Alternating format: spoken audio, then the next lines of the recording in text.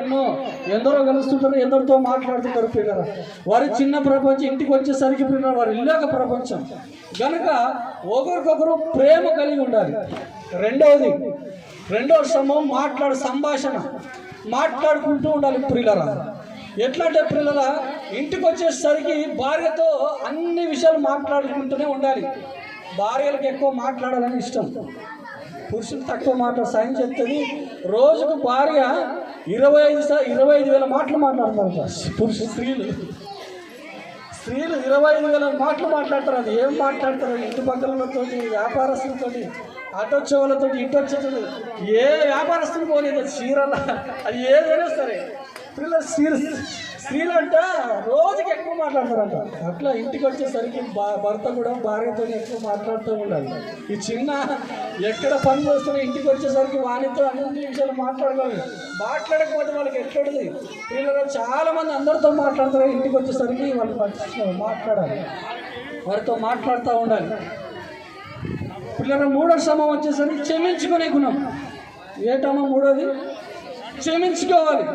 ఒకరికొకరు చిన్న వాణి పిల్లలు ఏది చిన్న ఏం చేసినా ఆమె క్షమించాలి, వాణి ఏం చేసి ఈయన క్షమించాలి. పిల్లలు అట్లా కాకుండా నువ్వేమి నేనేమంటే పిల్లరా ఒక టౌన్ అమ్మాయిని పల్లెటూరుకి ఇస్తే ఎట్లుంటుంది పిల్లల? అమ్మాయికి కలుపు నీరు తెలుసా, ఒరినాట్లు తెలుసా, ఏం తెలుస్తుంది? ఆ అమ్మాయి వచ్చి ఈ ఒరినాటు ఎట్లా తీయాలి అంటే ఇతను ఏమంటాడు? కొడవలి అంటాడు. కాదు కత్తెర అంటాడు. కత్తెరతో ఒరినాడు కట్ చేస్తుంది అంటే లేదు కొడవలి అంటే ఇట్లే వస్తుంది. చిన్నది కానుంచి ఇట్లా పెద్దగా చాలా అర్థాలు చెప్తా కనుక ఒకరికొకరు క్షమించుకునే గుణం ఉండదు. అట్లా సరే కోలిగేట్ ఎట్లా? కోలిగేట్ మనమందరం ఉదయాన్నే కోలిగేట్ తింటామా? కోలిగేట్ ఎక్కడ నొక్కినా వస్తుంది. లేదు ఇక్కడే నొక్కాలి అంటే లేదు ఇక్కడే నొక్కాలి. చిన్న దాంట్లో పెట్టుకుంటారు పిల్లలు. అట్లా కాకుండా ఒకరికొకరు నిజంగా క్షమించుకునే గుణంగా ఉండాలి. వ్యాయామం వచ్చి నాకు అనారోగ్యమే బాగా అయితే లేదన్నమాట, 2 నిమిషాలు అయిపోతుంది, ఎవరు మాట్లాడతండి అలా అనారోగ్యం బాగా అవుతున్నా. ప్రతి ఆదివారం వచ్చేసరికి చాలా బలహీనంగా ఉంటుందన్న అంటే ఏమో ప్రార్థన చేస్తున్నా ఎవరైనా క్షమించలేదేమో కదా.